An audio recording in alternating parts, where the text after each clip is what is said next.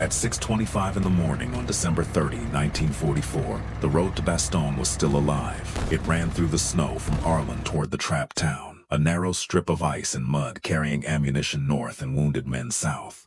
To the Germans, it was not just a road. It was the last artery feeding the American garrison, and Hitler had just sent his own name to cut it. Outside Loutremonge, in the freezing dark of the Belgian Ardennes, the tanks of the 1st SS Panzer Division Leibstandarte SS Adolf Hitler began moving. Panthers, Panzer IVs, assault guns, half-tracks full of exhausted grenadiers, men who wore Adolf Hitler's name on their cuffs and still believed reputation could do work that fuel, artillery, and luck no longer could. Their orders were simple: drive west, take Loutremonge, take Villers-la-Bonne-Eau, reach the Bastogne-Arlon road, close the corridor. On the map it was only a few miles, but maps do not show every gun waiting behind a ridge. They do not show a Sherman tank sitting hull down in a frozen tree line with only its turret exposed.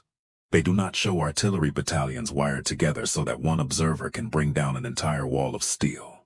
They do not show a tiny Piper Cub circling above the fog, looking for dark shapes moving across white snow. By nightfall, more than 20 German tanks and assault guns would be burning in the fields around Loutremonge. One SS tank company would lose most of its armor in minutes. The commander of the Northern Battle Group would have his own Panther shot out from under him, and the road he had come to kill would keep moving. This is what happened when Hitler's favorite armored division drove straight into Patton's flank and discovered that the real American weapon at Bastogne was not a tank, it was a system. To understand why that road mattered so much, you have to go back to the morning the Ardennes erupted. On December 16, 1944, the German army attacked through the forests of Belgium and Luxembourg in the last great gamble of the war in the West. The plan was enormous. Hitler wanted to split the Allied armies, drive to Antwerp, seize the supply port, and force the Americans and British into a political shock so severe that they might negotiate. For a few days the gamble seemed impossible to stop. American units on the quiet Ardennes front were hit by artillery, armor, snow, confusion, and surprise all at once. The line bent backward, roads filled with retreating vehicles. German spearheads pushed west through the woods and villages, carving a deep bulge in the Allied front. But the Ardennes had a secret limitation.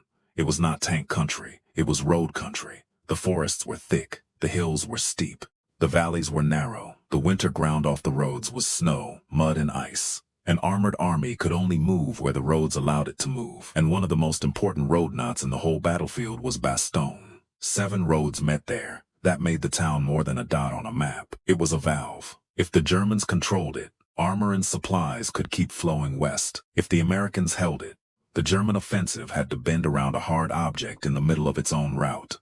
By December 20, Bastogne was surrounded. Inside the perimeter were the paratroopers of the 101st Airborne Division, along with tankers, artillerymen, engineers, medics, and stragglers who had been pulled into the defense. They were short of food, short of ammunition, short of medicine. Frostbite was taking men every day. Surgeons worked in cold buildings with too little morphine. The wounded lay on doors, tables, and church floors while German shells came in around the town. Then the Germans asked for surrender. Brigadier General Anthony McAuliffe sent back one word: nuts. It was a brilliant answer, but it did not open a road. That job fell to George Patton. Patton had not guessed every detail of the German offensive, but he had expected trouble. His intelligence staff had noticed that German panzer divisions were disappearing from the line. They were not being destroyed.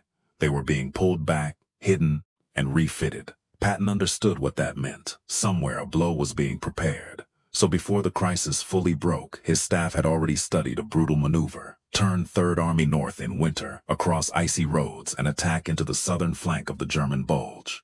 That was not a speech. It was logistics. Routes had to be chosen. Fuel had to move. Orders had to be written. Divisions already attacking east had to pivot north without collapsing into traffic jams. Command posts had to shift. Artillery had to follow. Food, ammunition, and maintenance units had to turn with them. When Eisenhower asked at Verdun who could attack north and when, Patton said he could send 3 divisions in 48 hours. On December 22, he did it. The 4th Armored Division, the 26th Infantry Division, and the 80th Infantry Division drove north through snow and German roadblocks toward Bastogne. The spearhead of the 4th Armored was the 37th Tank Battalion under Lieutenant Colonel Creighton Abrams. Abrams pushed his men village by village, along roads where mines, wrecks, and artillery made every mile expensive. On December 26, his tanks fought through Ardennes and linked up with Bastogne's defenders. The siege was broken, but not ended, because the corridor was thin. One road, exposed on both sides, carried almost everything in and out of the town. Supplies went north, wounded men came south, reinforcements squeezed through. If the Germans cut that road, Bastogne could be isolated again, and Hitler knew it. The German drive west was already failing. Fuel was short, the weather was changing, Allied air power was returning. The deeper German columns could not sustain themselves. Bastogne, still in American hands, sat inside the German offensive like a fist pressed into its side, so the German command tried to strangle the fist. If Bastogne could not be taken at once, then the road feeding it had to be cut. The formation chosen for the job was the 1st SS Panzer Division Leibstandarte SS Adolf Hitler, Hitler's bodyguard. Once it had been a ceremonial guard unit. By 1944, it had become one of the most famous and feared armored formations in the Waffen-SS. It had fought in Poland, France, the Balkans, the Eastern Front, Kharkov, Kursk, Normandy, and the first phase of the Ardennes offensive. Its reputation was built on aggression, skill, and brutality. But by the end of December 1944, reputation was carrying more weight than the division itself could bear. The Leibstandarte had already been battered in the northern shoulder of the Bulge. Its famous spearhead under Joachim Paper had been worn down and driven back. The division that moved south toward Bastogne was not the full-strength monster that existed in Allied memory. It was tired, short on fuel, short on infantry, and missing much of the armor it had started with. Still, it was dangerous. Its tank battalion listed Panthers and Panzer IVs. Its tank destroyer battalion had Jagdpanzers. Heavy Tiger II tanks were nearby on paper, though the number actually running was far smaller than the reports made it seem.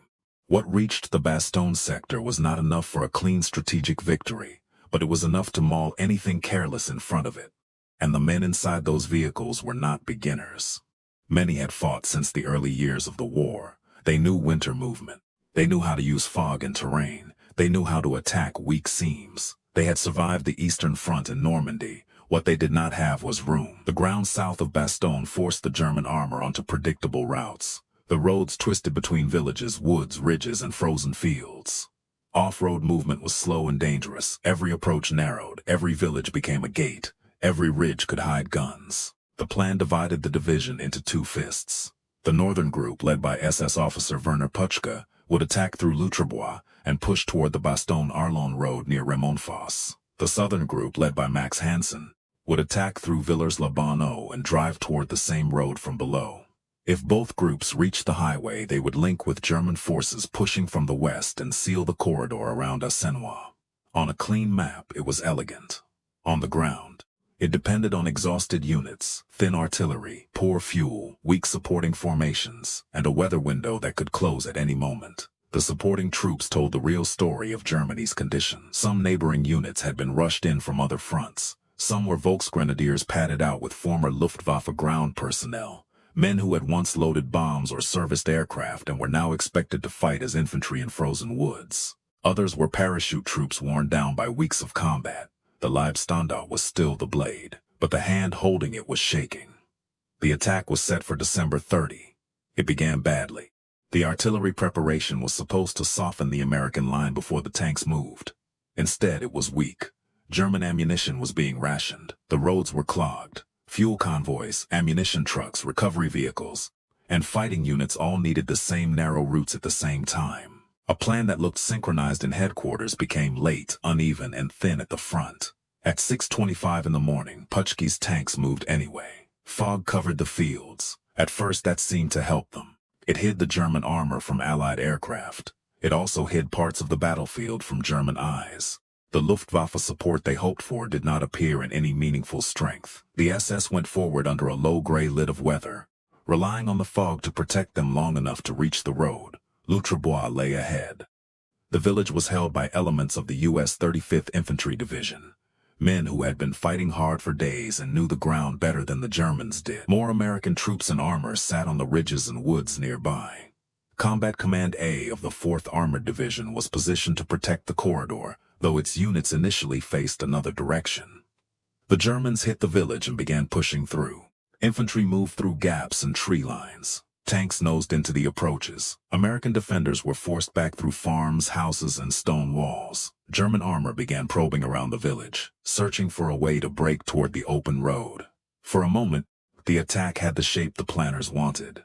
German tank crews reached high ground where they could see part of the Bastogne-Arlon road below them. A gray line across the white countryside. Vehicles moved on it. The thing they had come to sever was close enough to see. That was the cruelest part of the day. They were not stopped miles away from their objective. They were stopped within sight of it. Then the fog began to lift. In winter combat, weather can be a weapon until it changes sides. As the haze thinned, the German tanks that had been hidden in the morning became dark shapes against snow. The ridges became visible. The fields opened. American observers could see movement. American gunners could register targets. American tankers could wait for flanks. And above the battlefield, a small unarmed artillery observation plane watched the pattern unfold. A Piper Cub did not seem impressive next to a Panther. It had no cannon that could pierce armor. It could not win a duel. But it could see that was enough. The observer spotted German tanks moving near Leibstandarte and passed the warning down. American Shermans from the 35th Tank Battalion and tank destroyers from the 704th Tank Destroyer Battalion moved into hold-down positions behind low ground. Only the upper parts of their vehicles showed. Their guns covered the approaches. Their crews waited. They did not waste the first shot. They let the Germans come. A German tank company pushed out through the broken terrain. The crews saw American tanks elsewhere and began turning toward them. In that turn, their side armor came into view. That was the moment the ambush had been waiting for. The first American shot killed the company commander's tank. Confusion rippled through the column. German crews tried to locate the source of the fire, but the Shermans and tank destroyers were low, still, and already aimed. One tank burned, then another, then another. The Panthers and Panzer IVs were dangerous from the front, but the ambush was not a frontal duel. It was a geometry problem, and the Americans had chosen the angle. More German tanks came forward on the same route and were hit in turn. Assault guns and infantry behind them were broken up by anti-tank fire and artillery. One American account credited a handful of Shermans with destroying or disabling most of a German tank group without losing a tank of their own in that fight. The numbers vary by report. The result does not. The Leibstandarte's northern fist had driven into a killing zone. Then the artillery came in mass. This was the part German crews could not solve with armor thickness. American artillery in late 1944 was not just a collection of guns. It was a communications network. Forward observers, tank radios, artillery fire direction centers, aircraft, and command posts could move information faster than the Germans could maneuver out of it. A man on a ridge saw tanks. Coordinates went back, guns answered. Not one battery, not one helpful section. Whole groups of battalions could be shifted onto a target in minutes. A road junction, a wood line, a field full of tanks, a village edge. Once seen, it could be hammered until movement stopped. The Germans had built their attack around speed and shock. The Americans answered with detection and coordination. The SS could still be brave. They could still advance under fire. But courage did not make a tank invisible once every gun in range knew where it was. As the sky cleared, Patton's air support entered the fight. P-47 Thunderbolts came down over the German columns. Their bombs, rockets, and heavy machine guns struck vehicles caught on roads in open snow. Even when they did not destroy tanks outright, they disrupted movement, scattered infantry, and forced crews to halt, turn, or hide at the exact moment they needed momentum. For the German tankers, the battlefield became a trap with no clean direction. The road ahead was covered. The ridges were firing. The sky was now American, and the snow made them easy to see. Survivors later remembered the exposure more than anything. Open fields, dark vehicles, white ground, fire from a wooded ridge near the very road they were trying to reach. Tanks hit so quickly that crews had only seconds to get out before ammunition cooked off. One German crewman described seeing several of his own company's panzers burning behind him within minutes. Another remembered a hit that tore away parts of his tank's turret and left him alive only because the impact had struck at a survivable angle. Puchka himself lost his command Panther and had to continue from someone else's vehicle. The officer supposed to drive the attack, coordinate armor and grenadiers, and keep pressure on the road spent critical time recovering from the loss of his own command tank. That was not just a personal misfortune. It was command friction at the worst possible moment. While the northern attack was being torn apart near Leibstandarte, the southern fist under Max Hansen found its own brutal path. At Villers-la-Bonne-Eau, German tank destroyers and infantry pressed into a small American position held by two infantry companies. There, the fight became close, ugly, and one-sided in the other direction. German guns fired directly into stone buildings. Houses burned. Walls collapsed. American radios failed. Men were isolated in pockets and overrun. It was a reminder of what the Leibstandarte could still do when terrain, range, and timing favored it. Veteran troops with armored support could destroy a thin infantry position at close quarters. The SS did not fail because its men had forgotten how to fight. They failed because the local victories did not solve the problem. Hansen's men pushed farther and seized ground near a chateau at Losange. But beyond the village, the terrain opened again. The closer they moved toward the Bastogne-Arlon road, the more they entered the same American fire system that had stopped Bulge. Tank destroyers that were lethal in close streets became vulnerable in the open. Infantry could not consolidate under artillery. Any movement toward the road drew direct fire from tanks and anti-tank guns on dominating ground. By evening, the Germans held damaged villages, a chateau, and pieces of high ground on a map that could be drawn as progress. In the actual battle, it was failure. They had not crossed the road. They had not cut the corridor. They had not linked with German forces from the west. The supply line into Bastogne still functioned through the night. The road had bent under pressure. It had not broken. That night, American trucks continued moving north. Ammunition, fuel, food, medical supplies, men. The traffic did not move comfortably, and it did not move safely, but it moved. That was the only measurement that mattered. The Leibstandarte had spent tanks and men to make a dent in Patton's flank.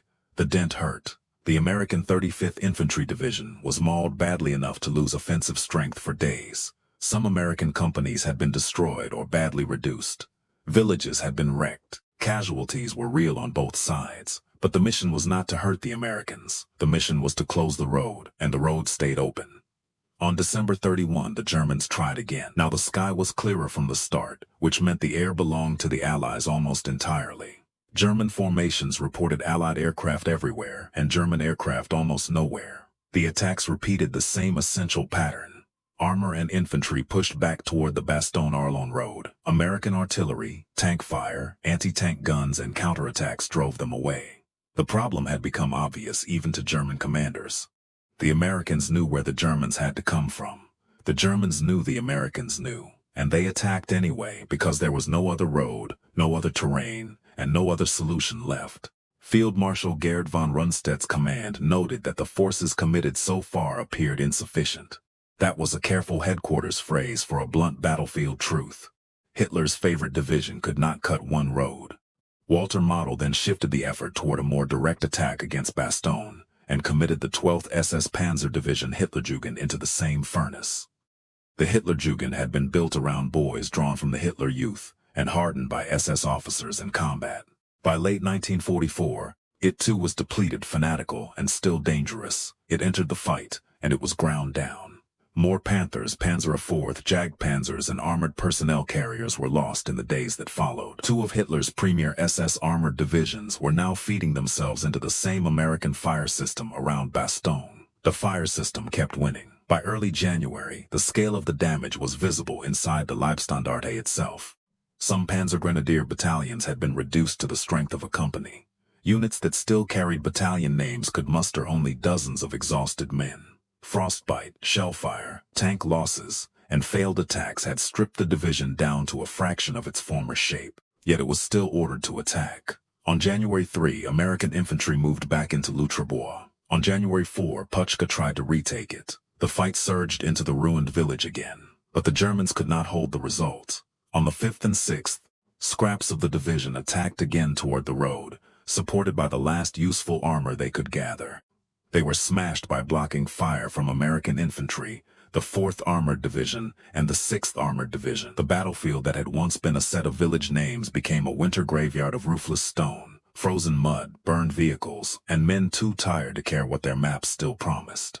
On January 8, Hitler finally authorized withdrawal from the exposed ground west of Houffalize and south of Bastogne. The Leibstandarte began pulling out soon after. Patton's forces attacked to pinch off the German Bulge in his flank. The road the SS had come to cut had never closed for a single day. So why did it go so badly for the side with the heavier tanks? The simple answer is not that the Sherman was better than the Panther. It usually was not. In a clean head-on duel, the Panther's gun was powerful. Its frontal armor was formidable.